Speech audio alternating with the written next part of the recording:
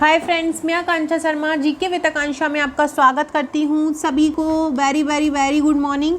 और आज कल मैं वीडियो नहीं लेके आ पाई थी, पर आज मैं कल का भी और आज का भी दोनों वीडियो लेके आऊँगी। और आज हम मेंस का 14वां भाग पढ़ने वाले हैं। 14वें भाग में हम अर्थशास्त्र का क्वेश्चन पढ़ेंगे और ये क्वेश्चन है कि भारत में राष्ट्रीय आय और प्रति व्यक्ति आय कम होने के कारण क्या हैं और हम उनको कैसे बढ़ा सकते हैं, उसको बढ़ाने के लिए सुझाव देना है। 11 नंबर में आपका ये प्रश्न आएगा, बहुत इंपॉर्टेंट क्वेश्चन है। और जो मेरे अर्थशास्त्र के जो आपको जो मेंस का नोट्स मिलेगा उसमें अर्थशास्त्र का जो पैकेज है उसमें आपको ये आंसर मिल जाएगा। तो चलिए स्टार्ट करते हैं। भारत में राष्ट्रीय आय और प्रति व्यक्ति आय विकसित देशों के मुकाबले काफ़ी कम है। अगर विकसित देशों के मुकाबले देखा जाए, अमेरिका के मुकाबले देखा जाए, ब्रिटेन के मुकाबले देखा जाए, तो हमारी यहाँ राष्ट्रीय आय प्रति व्यक्ति आय बहुत ज़्यादा कम है। तो क्यों कम है और हम इसको कैसे बढ़ा सकते हैं? तो लिखेंगे, भारत एक विकासशील देश है जहाँ राष्ट्रीय आय और प्रति व्यक्ति आय विकसित देशों के मुकाबले कम है। इसके कारण कई हैं। तो इसके कारण कौन कौन से हैं वो हम पढ़ते हैं। पहला है कि जनसंख्या का विशाल आकार और तीव्र वृद्धि दर। अब क्या होता है कि हम क्यों उतनी हमारी राष्ट्रीय आय नहीं हो पाती है, क्योंकि जनसंख्या लगातार बढ़ रही है और जिस तरह से जनसंख्या बढ़ रही है वो एक कौशल युक्त जनसंख्या नहीं है। अगर जितनी भी जनसंख्या बढ़ती है और वो सभी एक कुशल रूप से काम करे, सभी एक, जैसे कि हम बोलते हैं कि मानव एक संसाधन है जो हमारे देश को सबसे ऊंचाइयों पर पहुंचा सकता है। लेकिन जितनी भी जनसंख्या बढ़ रही है उनमें कुछ ही ऐसे हैं जो कुशल हैं, बाकी कुशल नहीं है, किसी की शिक्षा पूरी नहीं है, कोई ग्रामीण कस्बे के हैं। तो एक जो प्रति व्यक्ति आय राष्ट्रीय आय में योगदान नहीं दे पाते हैं। तो और जनसंख्या की विशाल आकार के कारण सरकार भी जो है वो इस ओर विशेष रूप से ध्यान नहीं दे पाती है। उद्योग धंधे भी हमारे यहाँ उतने अच्छे से नहीं चल पाते हैं। कोई भी चीज़, जनसंख्या वृद्धि एक मेन कारण रहता है। हम किसी भी चीज़ में पिछड़े हैं तो जनसंख्या का मेन कारण है। हालांकि हमारी जनसंख्या में हम दूसरे स्थान पर हैं और आने वाले समय में ऐसा एक्सपर्ट द्वारा अनुमान लगाया जाता है कि हम जनसंख्या में पहले नंबर पर पहुँच जाएंगे। फिर भी उस जनसंख्या के ज़्यादा होने के बावजूद भी हमारा वो एक हमारे लिए विपरीत कारण बना हुआ है। हम किसी भी चीज़ में प्रगति नहीं कर पा रहे हैं, हमारा एक पॉजिटिव कारण नहीं बना हुआ है। दूसरा है बचत और विनियोग की निम्न दर।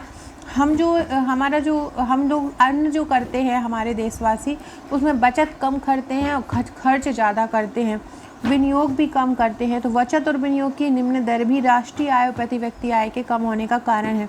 दूसरा है अकुशल व अप्रशिक्षित मानव संसाधन श्रम शक्ति। जैसा कि मैंने अभी थोड़ी देर पहले बताया कि हमारी यहाँ जो जनसंख्या है वो कुशल नहीं है, अकुशल है, और प्रशिक्षित नहीं है, अप्रशिक्षित है। सरकार द्वारा इस ओर प्रयास किए जा रहे हैं, जैसे कि प्रशिक्षण संस्थान खोले जा रहे हैं, डिप्लोमा करवाया जा रहा है, ITI ट्रेनिंग करवाया जा रहा है, पॉलीटेक्निक कॉलेज खोले जा रहे हैं ताकि प्रशिक्षण कराया जा सके। जो जितने भी स्टूडेंट हैं उनको इस ओर ज़्यादा आकर्षित किया जा रहा है, लेकिन उसके बावजूद भी उस दर से, जिस दर से कुशल होना चाहिए, नहीं हो पा रहे हैं। और जहाँ पे कुशलता की ट्रेनिंग भी दी जा रही है तो प्रशिक्षणकर्ता ही उतने अच्छे प्रशिक्षक नहीं हैं कि वो सही से ट्रेनिंग दे पाएँ। पूंजी की कमी और निम्न उत्पादकता। हमारे देश में पूंजी की कमी शुरू से ही रही है और पूंजी की कमी के कारण क्या होता है कि जब कोई उद्योग हमने स्टार्ट किया है, उद्योग में अगर हम ज़्यादा पैसा लगाएंगे तो हमारा उत्पादन ज़्यादा होगा। जैसे कि हम कच्चा माल ज़्यादा लेके आ पाएंगे, हम अच्छी बड़ी बड़ी मशीनें लेके आ पाएंगे अगर हमारे पास पैसा है तो। और अगर हमारे पास पैसा नहीं है तो हम क्या है कि ना तो मशीन लेके आ पाएंगे, ना हम ज़्यादा अच्छा मटेरियल लेके आ पाएंगे, ना हम अच्छा मटेरियल यूज़ करके आ पाएंगे। तो ये कारण है कि हम लोग कम पूंजी लगाते हैं। कम पूंजी के कारण क्या होता है कि हमारा उत्पादन भी कम होता है। अगला है विकासात्मक व उद्यमशीलता वातावरण का अभाव। हमारे यहाँ हर कोई एक भेड़चाल है कि गवर्नमेंट जॉब की तैयारी कर रहे हैं, इंजीनियर हैं तो प्राइवेट जॉब में लग गए हैं। जैसे कि जापान में होता है, चीन में हो जाता है, एक मैन्युफैक्चरिंग खुद का रहता है, खुद कुछ विनिर्माण में योगदान देते हैं, खुद अपनी इंडस्ट्री खोलते हैं, ऑटोमेटिकली एक वातावरण बन जाता है चारों तरफ। लेकिन हमारे देश में ऐसा नहीं है, तो ये एक कमी है। प्राकृतिक संसाधनों का अपूर्ण दोहन। हमारे यहाँ जो जितने भी प्राकृतिक संसाधन हैं वैसे ही सीमित मात्रा में है और उनका भी अपूर्ण रूप से दोहन किया जाता है। विपणन प्रणाली का दोषपूर्ण होना। जो विपणन प्रणाली है, मतलब कोई भी चीज़ बनाकर बेचना है, निर्यात करना है, तो वो भी चीज़ हमारे यहाँ उतनी कुशल नहीं है। लोगों में रूढ़िवादिता, भाग्यवादी दृष्टिकोण। लोग जो है हमारे यहाँ के बहुत पुरातन हैं और ये सोचते हैं कि मतलब उनकी जो सोच है बहुत रूढ़िवादिता है। रूढ़िवादिता मतलब पुरानी सोच रखते हैं और भाग्य पे विश्वास रखते हैं कि जैसा भाग्य होगा, जो किस्मत में होगा आ जाएगा, मतलब खुद मेहनत करने का नहीं सोचते हैं। ब्रेन ड्रेन की समस्याएं, हमारे यहाँ जो भी अच्छी चीज़ होते हैं और हमारा जो दिमाग का वो जो यूज़ है वो बाहर के लोग ज़्यादा कर लेते हैं। कौशल विकास, कुशलता की कमी है, कौशल विकास की कमी है, इनोवेशन की कमी है, हम कुछ अच्छा करने का नहीं सोचते हैं। दूसरा है, अगला है बचत एकत्रित करने वाली संस्थाओं की कमी। हमारे देश में जो बचत एकत्रित करने वाली संस्थाएं हैं उनकी बहुत ज़्यादा कमी है। इसके बाद कृषि एवं अन्य कोर सेक्टर का पूर्ण विकास हमारे देश में नहीं हो पाता। कृषि और अन्य सेक्टर जो है पूरी तरह से विकसित नहीं हो पाते। तो ये कारण है कि हमारे यहाँ राष्ट्रीय आय और प्रति व्यक्ति आय कम है। अब आपसे पूछा जाए कि राष्ट्रीय आय को आप बढ़ाने के लिए क्या कर सकते हैं या प्रति व्यक्ति आय बढ़ाने के लिए क्या कर सकते हैं। फ्रेंड्स, ये मेरा मेंस का जो नोट्स है, उसका अर्थशास्त्र का जो नोट्स है उसका रिव्यू है। मेंस के पैकेज में आपको 39 बुकलेट मिलेंगी, प्लस अगर आप सॉल्व पेपर लेना चाहते हैं तो 8 बुकलेट और मिलेंगी। इस तरह टोटल 47 बुकलेट मिलेंगी। ये सभी जो नोट्स हैं ये प्रश्नोत्तर श्रृंखला में हैंड रिटन है। कोई भी टॉपिक है, जैसे कि आपका कृषि हो गया, आ गया अर्थशास्त्र में, तो कृषि से संबंधित सभी क्वेश्चन आपको एक जगह पे मिल जाएंगे। बेरोजगारी है तो बेरोजगारी से संबंधित मिल जाएंगे, कर है तो कर से संबंधित मिल जाएंगे, बैंक है तो बैंक से संबंधित मिल जाएंगे, संविधान है तो संविधान से संबंधित मिल जाएंगे। तो इस प्रकार से हर टॉपिक के संबंधित जितने भी प्रश्न बन सकते हैं 3 नंबर में, 5 नंबर में, 11 नंबर में तो कवर किया गया है। तो आप अपने नोट्स ले सकते हैं और कहीं भी आप जॉब में हैं, तैयारी नहीं कर पाते तो इन नोट्स से आप बहुत अच्छी तैयारी कर सकते हैं। अगर आप प्री का नोट्स भी मंगाते हैं तो प्री की आपको 12 फाइल मिलेंगी। इस तरह से 47 आपको मेंस की और 12 प्री की मिलके आपको पूरी 59 बुकलेट आपकी हो जाती है। अगर आप इसमें से नहीं लेना चाहते हैं सॉल्व पेपर तो आप नहीं ले सकते हैं, तो आपको 51 बुकलेट मिल जाएंगी।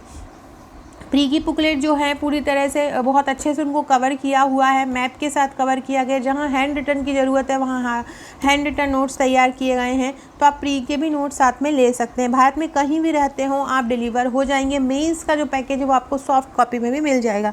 मेंस के नोट्स के साथ आपको 25 व्हाट्सएप के ग्रुप मिलेंगे जहाँ पे आपको आंसर दिए जाएंगे, क्वेश्चन आंसर्स दिए जाएंगे, जहाँ से आप अपनी आंसर राइटिंग प्रैक्टिस कर सकते हैं।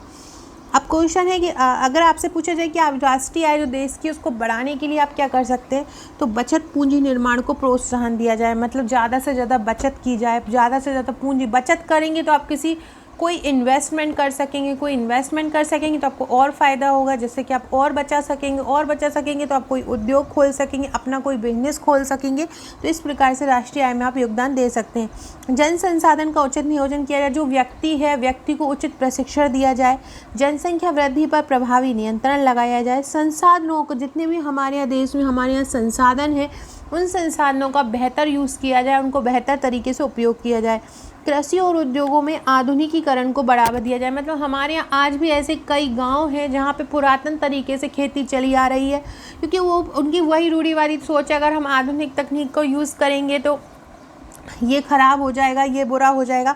तो इस कारण हम आधुनिकता को नहीं अपना पा रहे हैं। विदेशी व्यापार को बढ़ाया। विदेशी व्यापार को बढ़ाने से हमारे देश में विदेशी मुद्रा आएगी तो हमारा व्यापार बढ़ेगा, हमारे यहाँ पूंजी आएगी तो हमारा उत्पादन बढ़ेगा। भ्रष्टाचार पर प्रभावी अंकुश लगा जाए। भ्रष्टाचार के कारण भी हमारा देश जो है तरक्की नहीं कर पाता है। अमीर अमीर होता जा रहा है, गरीब गरीब होता जा रहा है। कौशल विकास को प्रोत्साहित किया जाए। राजनीतिक व प्रशासनिक नेतृत्व में दृढ़ इच्छा शक्ति।